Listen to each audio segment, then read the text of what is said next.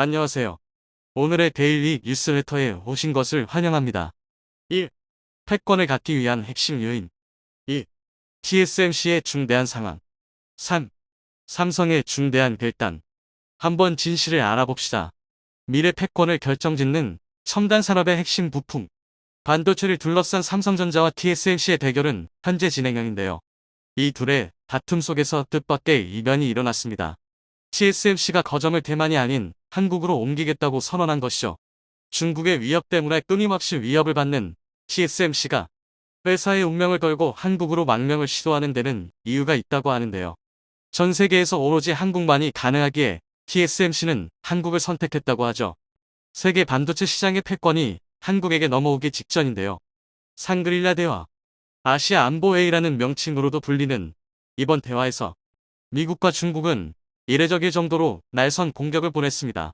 싱가포르에서 열린 이 회의는 파행이라고 해도 과언이 아니었죠. 미 국방장관인 로이드 오스틴은 이번 상그릴라 대화에 참석해 대만과 관련해 중국이 현상을 변경하려고 하는 것에 대해 중국의 책임이 크다며 중국 책임론을 연이어 강조했습니다. 중국 외교부장이 참석한 자리에서 직접적으로 중국의 책임을 지적한 것이죠. 당연히 중국도 가만히 있진 않았습니다. 웨이핑어 중국 국방부장은 상그릴라 대화 기조연설을 통해 이 자리에서 대만 독립군자와 그 배후 세력에 엄중 경고한다고 밝히며 대만 독립은 죽음의 길이자 망상이라고 확실히 선을 그었습니다. 대만을 직접 거론했지만 방점이 찍혀있는 부분은 배후 세력, 바로 미국을 겨냥한 것이라는 것을 알 수 있습니다. 거기에 더해 웨이 부장은 미국 남북전쟁까지 거론했는데요. 미국은 통일을 위해 남북전쟁을 치렀다고 말하며 중국은 내전을 원치 않지만 대만 독립의 분열 문제에는 가만히 있지 않을 것이라고 밝히며 중국의 대만 침공에 대해 외부 세력의 개입은 내정 간섭이라는 뜻을 밝혔죠. 중국 본토에서도 미국을 향한 불만의 목소리가 높았습니다. 특히 대만 해협을 가리켜 이곳은 국제 수역이 아니며 어디까지나 중국 영토에 속한 중국에 속한 구역이라고 지적. 외국 함선이 이 근방을 지나는 것을 월권행위라고 지적했죠. 미국을 가리켜 지적한 행위로 이 지역을 중심으로 항해의 자유 작전을 펼친 미국 함선에 대해 중국은 더 이상 좌시하지 않을 것을 선포한 사건입니다. 미국 언론사 블룸버그는 중국의 입장문에 대해 미국의 입장을 물어봤는데요. 마틴 메이너스 미국 국방부 대변인은 이 질문에 대해 미국은 국제법이 허용하는 이상 계속 비행하고 항해할 것이라 답변하며 대만 해협 역시 국제법이 통용되는 장소라고 말해 중국의 주장을 미국은 수용할 수 없다는 뜻을 간접적으로 전달했습니다. 미중 양측이 노골적인 언사를 섞으며 팽팽한 가운데 많은 군사 전문가들과 싱크탱크 소속 전략가들은 중국의 비정상적인 대만 집착에 의구심을 보냈습니다. 분명 하나의 중국을 주장하는 중국의 주장은 과거부터 지금까지 일관됐고 그 원칙에서 벗어나는 대만을 중국이 벼르고 있다는 것은 변하지 않았기 때문이죠. 하지만 그보다도 더 근본적인 이유가 있기 때문에 중국이 대만을 합치려고 하는 것이라는 의견이 등장했습니다. 이는 중국 측 인사가 저지른 말실수 때문에 밝혀진 것인데요. 중국의 지원을 받는 관변단체 중국국제경제교류센터의 수석 분석가 천원링 진문령이 온라인 회의에서 대만을 수복해 본래 중국 기업인 TSMC를 우리 손안에 넣어야 한다. 고 무심코 뱉은 말실수가 결정적이었죠. 본래 대만 침공의 명분으로 주장하던 조국 통일은 겉으로 주장하는 대의 명분이고 실제 대만을 중국이 간절히 원하는 것은 TSMC가 만들고 있는 반도체 때문이라는 것이 영상을 통해 고스란히 공개된 것입니다. 중국인민대학 칭양금융연구원 주최로 열린 회의에서 나온 이번 발언이 외신을 통해 공개되면서 큰 파장이 일어나자 중국에서는 다급하게 원영상을 삭제하는 모습을 보였습니다. 실제 중국이 대만 정볼로 뭘 원하는지 노골적으로 보여준 것이라 생각되는데요. 미래 패권 경쟁에서 핵심 부품으로 떠오른 반도체는 중국이 따라잡지 못하는 분야이자 수천억을 투자해도 이룰 수 없는 분야입니다. 이를 빠르게 따라잡을 수 있는 것은 반도체 선진기업인 TSMC를 중국에 편입하는 것이 가장 최고의 수라 할 수 있죠. 최근 들어 중국의 위협 수준이 심상치 않게 바뀌고 러시아와 중국 사이에 비밀 문건이 노출되면서 본격적인 중국의 대만 침공 날짜까지 공개되자 TSMC는 깊은 고민에 빠지게 됩니다. 대만의 대표 기업이자 현재 반도체 파운드리 분야에서 가장 잘 나가는 기업인 TSMC는 한국의 삼성전자와 견줄 정도로 반도체 기술 영역에서 확고한 자신의 영역을 구축한 기업입니다. 대만에서 집중 육성한 기업으로 이 기업 하나가 대만 전체를 먹여 살리고 있다고 해도 과언이 아닌데요. 문제는 그들이 있는 곳이 전쟁에 휩싸이기 쉬운 대만이라는 점입니다.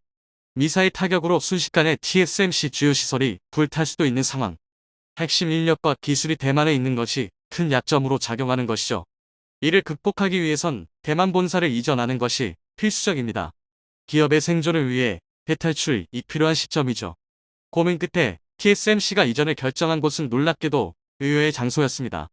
이전부터 미국과 일본 등 여러 국가의 자사 공장을 건설하면서 협력을 이어갔던 TSMC가 이전을 하게 되면 미국 혹은 일본 둘 중에 본사를 이전한다는 소문이 있었는데요. 그런데 TSMC가 결정한 장소는 바로 한국이었습니다.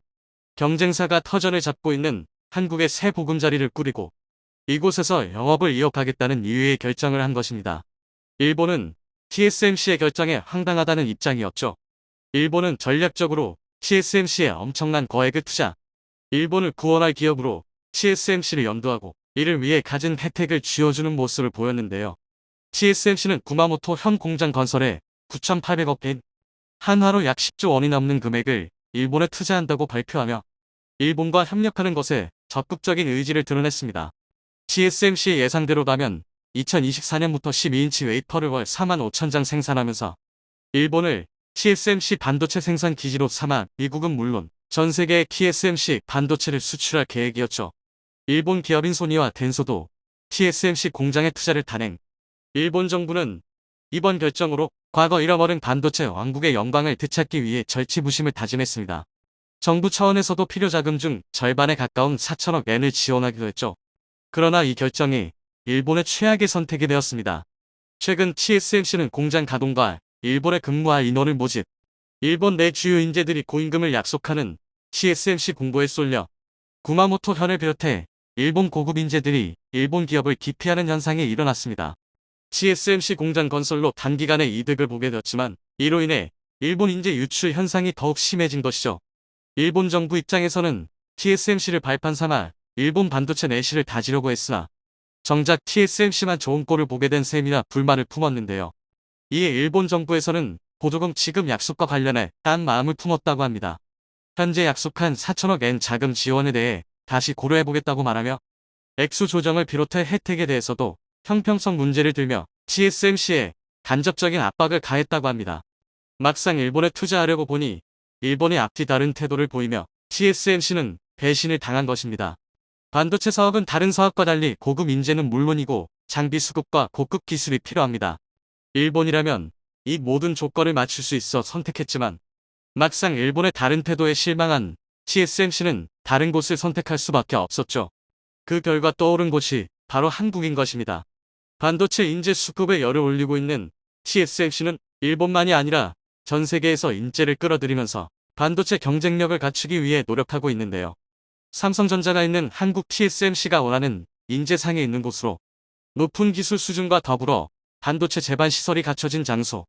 이미 세계적인 수준이라는 것은 TSMC도 알 정도로 한국이 가진 잠재력은 상당하죠. 모리스 창 TSMC 창업자는 자신이 유일하게 두려워하는 존재로 삼성전자를 거론하며 한국의 저력을 무시할 수 없다고 평가했습니다. 그런 그가 한국에서 새롭게 터전을 잡는다면 삼성전자 입장에서는 경쟁자가 등장하는 것이지만 국가 차원에서는 새로운 활로가 생기는 것이나 다름없죠. 대만과 중국의 전쟁으로 한국이 큰 이득을 보는 상황. TSMC도 한국 이전을 마다할 이유가 없죠.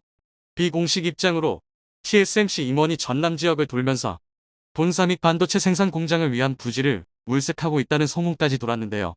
조만간 터질 것처럼 보이는 중국과 대만의 맞대결. 몇 년 전 미국의 트럼프 행정부가 들어서면서 전 세계적으로 자국 우선주의 신호탄이 발사되었습니다. 이로 인해 경쟁 관계에 있는 국가들끼리 핵심 첨단 산업에 대한 패권 다툼이 거세지고 있으며 특히 모든 첨단 산업의 뿌리가 되는 반도체 산업의 경우 국가 안보 자산으로 취급하는 등 우리나라에서도 반도체와 전기차 배터리 등 중요한 기술력이 필요한 산업을 국가 핵심 기술로 지정하고 관련 법으로 보호하고 있을 정도입니다. 국가 경제의 필수적인 핵심 첨단 산업에 공급망 위기가 찾아왔고 러시아 우크라이나 상황으로 글로벌한 에너지 위기가 촉발되면서 단순히 기술력만 키우면 될 줄 알았던 첨단 산업에 공급망이라는 새로운 요인이 주목받기 시작했습니다. 특히 우리나라가 이런 위기를 정면으로 맞이하게 되었는데요. 우리나라는 전 세계로부터 소재와 부품 장비를 수입하여 최종 완성품인 반도체와 배터리 전기차 등을 만들고 있기 때문입니다.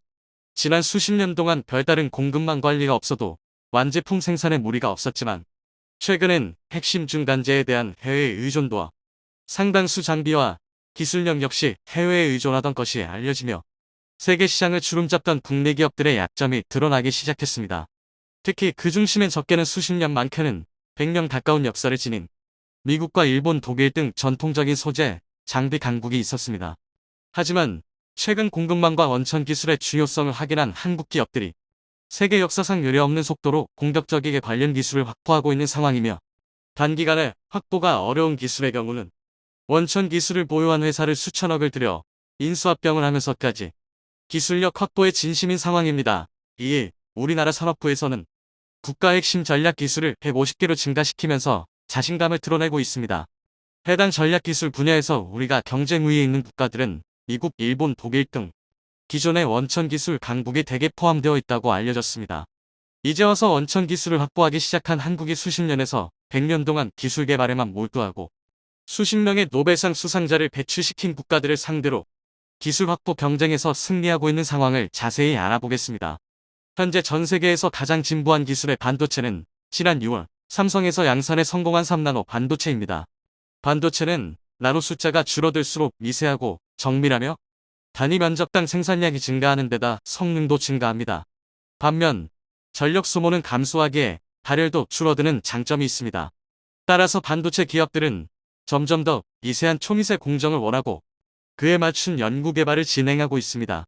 그런데 이렇게 5나노 이하의 초정밀 반도체를 만들 수 있는 장비는 극저에선 노광 장비인 EUV가 유일하며 네덜란드 기업인 아즘에서 독점으로 생산하고 있습니다.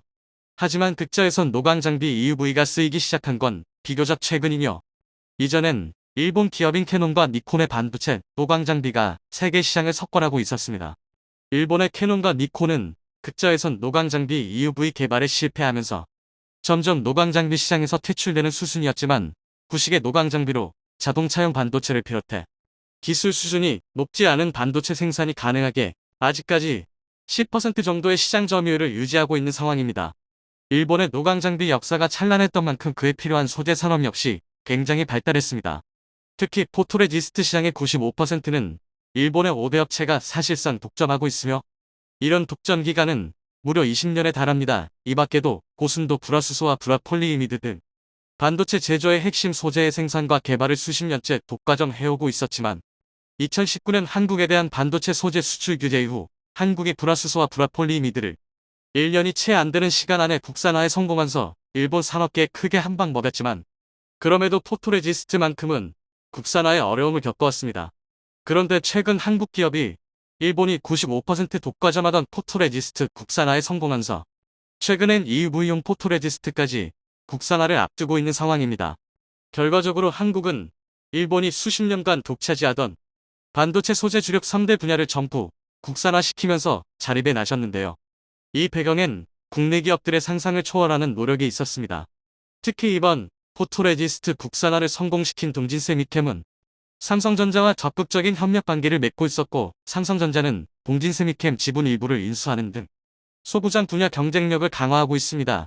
이렇게 3년이 채 안 걸리는 노력으로 일본이 수십 년간 독점하던 시장을 완전히 뒤집어 일본 산업계에게 큰 충격을 주고 있습니다. 하지만 모든 기술을 자체 개발 국산화하기란 현실적으로 어렵기에 삼성을 비롯한 국내 대기업들은 해외 원천 기술 보유 업체들을 본격적으로 인수합병하고 있습니다. 현금 보유량만 150조 원에 달하는 삼성 측은 독일과 네덜란드 그리고 이스라엘의 원천 기술을 보유한 기업들을 합병하며 반도체 사업뿐만 아니라 디스플레이 그리고 배터리까지 첨단 산업 전역력에서 쓰이게 될 원천 기술들을 차곡차곡 모아가고 있습니다. 특히 삼성이 인수합병한 이스라엘의 광학 장비 기업인 코어 포토닉스의 원천 기술로 시가총액 세계 1위인 공룡기업 애플에게 카메라 관련한 특허 분쟁에서 승소했습니다. 이어서 삼성전자의 갤럭시 스마트폰과 TV용 패널에 탑재되는 올레드 디스플레이에서 핵심 기술을 보유한 독일 기업 노벌드를 인수해 전자기기와 자동차 부품 등 삼성의 계열사 모든 사업 분야에 적용되는 올레드 기술력을 얻었습니다. 이 밖에도 차량용 반도체 기업인 NXP와 인피니온 그리고 ST 마이크로 일렉트로닉스는 각각 네덜란드와 독일, 스위스에 위치해 있으며 삼성전자의 유력 인수합병 대상 후보입니다. 불과 얼마 전까진 반도체 생산에 필요한 소재 위주로 기술력 확보에 나서는 삼성, 국내 중견기업을 적극 지원하며 소재 국산화에 성공시키더니 이제는 소재를 넘어 원천 핵심 기술과 자동차와 디스플레이 그리고 배터리에 특화된 반도체 핵심 기업들을 합병하려는 상황입니다. 한국의 이런 행보에 일본의 반도체 AI 관련 기업들이 혀를 내두르고 있는 상황인데 이런 충격이 가시기도 전에 삼성은 자체적인 노광 장비의 테스트를 성공적으로 마쳤다는 소식을 전해왔습니다. 네덜란드 아즈미 90%, 일본의 캐논이 10%를 차지하고 있는 노광 장비 시장에서도 드디어 삼성이 움직이고 있다는 것입니다. 삼성이 이번에 테스트한 장비는 불화 아르곤 임화 전용 장비로서 업계 관계자들은 이번 테스트를 통과하기 위해 상당히 오랜 기간 동안 침착하게 준비해 온 것으로 보인다며 2023년 중으로 자체적인 노광 장비를 이용한 반도체 양산이 이루어질 것이라 내다봤습니다. 노광 장비 개발에 첫 삽을 뗀 우리 기업이 반도체 미세 공정의 필수적인 EUV까지 완성시킨다면 최종적인 반도체 완성품을 만들기 위한 모든 과정을 원스톱으로 진행할 수 있습니다. 지금은 반도체 생산 장비는 네덜란드에서 오고 최근에서야 상당 부분 국산화에 성공했지만 얼마 전까지 소재는 일본에서 공급받아 최종적인 결과물만 한국에서 생산했는데 반도체에 필요한 원스톱 수직 계열화를 완성시킨다면 반도체 장비와 소재 그리고 최종 완성품까지 모든 것을 국내 기술로 해결할 수 있게 됩니다. 사실 이런 식의 사업 영역 확장은 삼성처럼 최종 단계에 위치한 기업들만이 가능합니다. 삼성은 가장 난이도가 어려운 반도체 완성품을 생산하며 장비업체와 소재업체의 고객으로 있기에 마음만 먹으면 이 두 가지를 만들어내는 것은 시간이 좀 걸리더라도 충분히 가능한 일입니다. 하지만 소재업체와 장비업체가 최종 완성 반도체를 만든다는 것은 사실상 불가능에 가까운 일입니다. 이렇게 한국이 단기간에 기술을 완성시키는 모습을 보이자 일본에서는 크게 당황하고 있습니다. 자신들이 수십 년간 갈고 닦은 기술력을 적게는 수개월에서 길게는 3년 안에 완성시키고 국산화에 성공했는데 이제는 수출 규제는 우습다는 듯이 장비를 새로 딱 맞춰 개발해내고 글로벌 인수합병에 나서면서 완전히 노는 물이 달라졌다는 것입니다. 이렇게 되면 일본 기업으로서는 더 큰 위기 상황에 직면한 것과 다름없습니다. 애초에 삼성처럼 공룡 기업의 소재를 납품하면서 막대한 매출을 올릴 수 있는 기회가 있었지만 수출 규제와 공급망 위기를 겪은 한국에서 직접 소재와 장비 생산에 뛰어들겠다는 성은 그동안 일본의 수십 년 된 밥그릇을 한국이 기술력으로 가져가겠다는 뜻이기도 합니다. 게다가 삼성이 공격적으로 다른 회사를 사들이면서 해당 회사에서 일본이 독과점하던 소재나 부품 사용의 비중을 줄이는 것도 예정된 수순입니다. 가뜩이나 국산화에 많은 투자를 해왔는데 기껏 개발한 국산 소재를 안 쓰고 언제 공급이 끊길지 모르는 일보에 글을 쓸 이유가 없다는 것입니다. 그런데 한국의 이런 기술 중심 행보에 미국도 크게 놀라서 한국에 투자를 결정했습니다. 최근 국내 기업에서 포토레지스트를 국산화에 성공하자마자 세계 시장 점유율 20% 수준이던 미국 기업 듀폰이 포토레지스트를 국산화한 한국 기업과의 경쟁을 의식한 것인지 한국의 EUV용 포토레지스트 공장을 짓고 있으며 여기에 투자된 금액만 3천만 달러에 달합니다. 한국이 세계에서 가장 많은 포토레지스트를 소비하는 국가이기 때문에 최대 고객을 놓칠 수 없는 듀폰의 한국 투자는 합리적인 결정처럼 보입니다. 그런데 여기서부터 예상되는 긍정적인 효과도 있습니다. 현재까지 EUV용 포토레지스트는 일본 기업들이 독과점하고 있는데 여기에 한국과 미국이 가세하면서 일본의 철밥통으로 여겨지던 소재 산업이 큰 위기를 맞이한다는 것입니다. 여기서 알 수 있는 점은 그동안 수십 명의 노벨상 수상자와 100년에 가까운 회사의 경력을 가지고 반도체 소재 장비 기술력을 강조해왔지만 한국이 소재 장비와 원천 기술 시장에 발을 담그자마자 상황이 급변하고 있다는 것입니다. 우리 산업 구조에 반드시 필요한 핵심 소재 부품 장비에서 승기를 잡자 산업통상자원부 측에서는 국가의 미래를 책임질 국산 핵심 전략 기술 150개를 선정했습니다. 해당 기술 중 미국 산업을 상대할 기술은 15개, 일본 산업을 상대할 기술은 22개, 중국과 독일을 상대할 기술은 각각 10개와 5개로서 대부분이 반도체와 관련된 기술입니다. 하지만 지금처럼 기술 개발과 인수합병이 본격적으로 이루어진다면 핵심 전략 기술 150개는 굉장히 작은 숫자가 될 수도 있습니다. 최근 일본 언론을 통해 충격적인 소식이 전해졌습니다. 바로 토요타 계열사 지분을 한국의 현대자동차가 완전히 인수한다는 내용의 보도였는데요. 슈칸 겐다이를 통해 알려진 이 소식에 많은 이들이 충격을 받았습니다. 특히 이제까지 한국을 무시하며 자동차 분야에서 자존심을 내세우던 일본은 현대자동차의 위상과 세계 시장에서 완전히 뒤바뀐 한국과 일본의 처지에 충격을 받았다고 합니다. 서서히 무너지고 있는 토요타의 현 상황에 많은 일본인들이 공포에 빠졌다고 하는데요. 그와 반대로 서서히 세계 시장을 장악하고 있는 대한민국 현대자동차의 위상에 대해 지금부터 자세하게 설명해 드리겠습니다. 주문을 했는데 왜 받질 못하는 거야? 고객의 항해 판매 직원은 연신 고개를 숙여야 했습니다. 예정된 시일을 한참 넘겨도 차를 인계받지 못하자 폭발한 고객은 본격적인 항의에 들어갔죠. 비단 이 손님만이 아니라 많은 고객들이 판매사무소까지 와서 차량 인계를 요청했으나 차량을 전달하는데 상당한 시일이 소요되는 상황.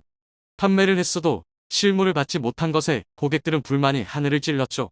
엎친 데 덮친 격으로 인계일이 밀린 이 차량은 결국 생산 중단 결정이 내려지며 사망 선고를 받게 되었죠.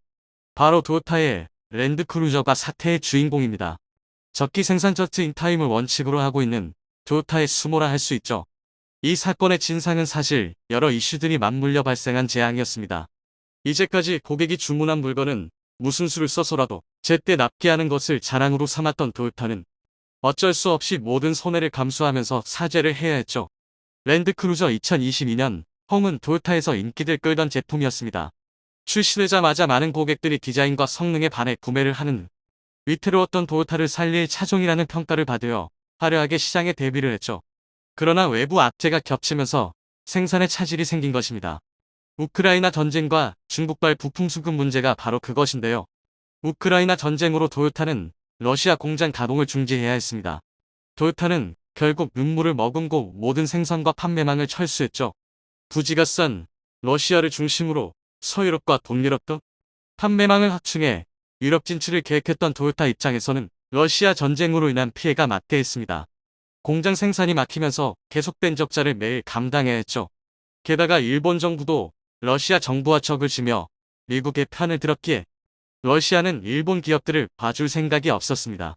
오히려 토요타를 비롯한 자동차 업계에 대해 세금을 부과하거나 범칙금을 부과하며 일본 기업 내쫓기에 열을 올렸죠.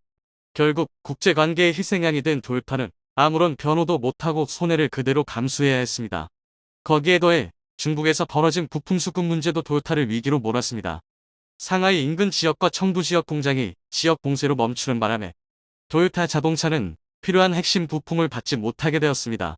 중국 정부는 물류 이동에 있어 완벽한 통제를 가했고 정부 시책에 저항할 수 없었던 토요타는 통제를 수용, 대부분의 손해를 떠안아야 했죠. 러시아의 경우 유럽 시장에 타격을 입은 사건이었지만 중국의 부품망 통제는 토요타 전체를 뒤흔들 정도로 큰 사건이었습니다. 주요 부품 대부분을 중국에서 수입하는 토요타였기에 지체된 만큼 납기일이 늦어질 수밖에 없었기 때문이죠. 2021년 통계에 따르면 일본 전체 자동차 부품 수입액은 총 8,194억 엔에 해당하는데요. 이 중 중국에서 부품을 수입하는 수입액만 3,227억 엔입니다. 전체의 39.4%에 해당하는 부품을 중국에서만 수입하죠. 심지어 코로나로 인한 공장 폐쇄만 있었던 것이 아니라 스촨성에서 벌어진 가뭄 역시 토요타를 옥죄었습니다. 폭염과 가뭄에 상당히 취약한 스촨성 토요타 공장은 기후변화에 있어 취약점을 그대로 드러냈는데요. 결국 오랜 기간 공장 가동을 중지해야 하는 사태에 직면하면서 토요타에서 생산된 대부분의 자동차 제품은 생산 가동을 멈춰야 했고 짧게는 5년에서 길게는 10년 가까이 기다려야 하는 비극이 벌어진 것이죠. 게다가 토요타를 위태롭게 만든 일은 이것만이 아니었습니다. 세계적인 트렌드 변화와 대규모 리콜 사태 등 토요타 내부적인 문제점도 부각되면서 토요타 신화는 흔들리기 시작했습니다. 테슬라의 전기차가 비약적인 성장을 거듭하고 있고 대부분의 차량이 전기차 시장으로 넘어가는 가운데 토요타는 기존 내연기관 시장에 집착하는 모습을 보였습니다.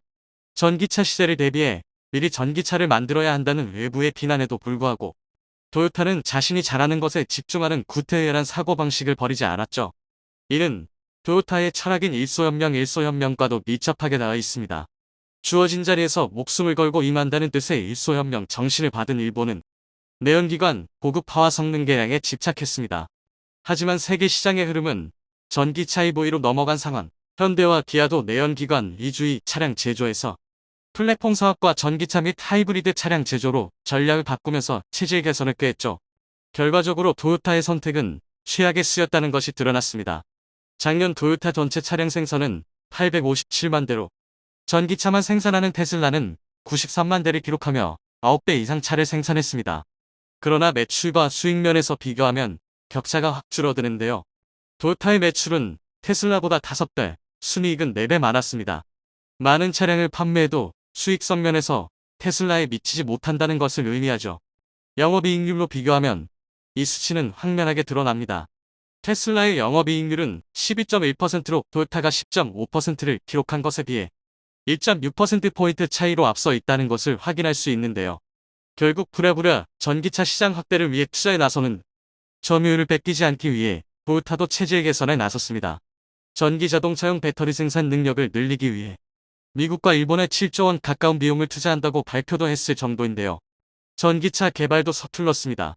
테슬라는 물론이고 현대와 기아 등 치고 올라오는 기업들을 물리치기 위해 토요타는 자동차 제조사 노하우를 총동원해 전용 전기차 BZ4X 모델을 출시하기에 이르렀는데요.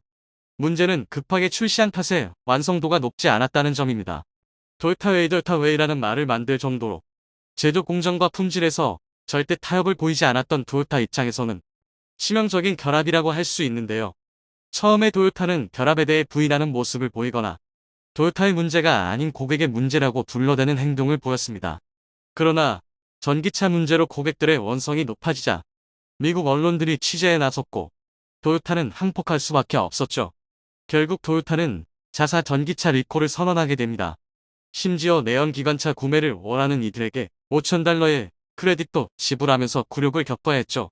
심지어 토요타그룹 산하 상용차 업체인 히노 자동차가 엔진 배출가스 수치를 조작하는 사건도 터지면서 토요타의 안전성에 대한 재검사가 일어나는 일도 동시다발적으로 일어났죠. 내부적인 문제를 처리하지 못해 토요타는 명성의 먹칠을 하게 되었습니다.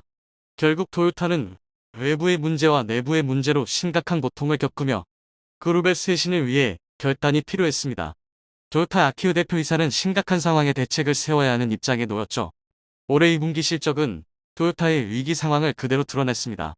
해당 기간 영업이익은 5,786억 6천만 엔으로 지난해 같은 기간 9,974억 엔에 비해 무려 42%나 등락했습니다. 반도체 및 생산 문제가 제대로 반영되지 않은 실적이기에 이후에도 비슷한 실적 하락이 예상되는 가운데 토요타는 비상대책을 위한 자금 확보가 필요했습니다. 그동안 쌓아온 자산과 계열사를 통한 자금 확보로 버틸 수 있다고 생각했지만 생각 이상으로 재해들이 겹친 것과 동시에 전기차로 체질 개선을 해야 하는 가운데 토요타 입장에서는 자본 확보가 급했습니다. 결국 최근 토요타에서 놀라운 움직임을 보였는데요. 토요타 그룹 계열사 중 하나인 부품회사 덴소의 지분 15%를 현대에 넘기겠다는 결정을 내린 것이죠. 슈칸 다이를 통해 보도되면서 큰 화제를 불러일으켰습니다. 덴소는 토요타 그룹의 핵심 부품회사로 수많은 메이커의 부품을 공급하는 곳으로 원래는 토요타 자동차 산하에 있던 기업이나 분리를 해 지금의 덴소가 되었는데요.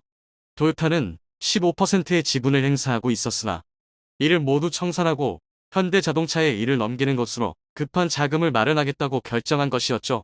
슈칸 켄다이에 따르면 현대 입장에서도 덴소의 지분을 매입 세계적인 부품회사의 영향력을 행사할 수 있게 되면서 양 사는 모두 흡족할 만한 결과를 얻었다고 하는데요. 그러나 일본이라는 국가 차원에서 이는 충격적인 사건이었습니다. 그동안 무시했던 한국 기업이 일본 기업의 지분을 가져가면서 한국과 일본의 처지가 역전된 것을 보여주는 사례였기 때문이죠. 일본 네티즌들은 이 소식에 충격이라는 반응을 보이며 역전된 처지에 당황한 기색을 감추지 못했다고 하는데요. 이제는 상황이 역전된 한국과 일본. 저문은 일본 자동차 회사와 다르게 상승하고 있는 한국은 전기차 시장에서 가파른 상승세를 보이며 현재 1등인 테슬라를 위협하는 수준이 되었는데요. 과거 반도체 시장에서 한국이 일본은 완전히 집어삼켰듯이 이제 자동차 시장에서도 한국이 일본을 완전히 추월해 한국이 압도적인 위치를 점하기를 기원해 보겠습니다.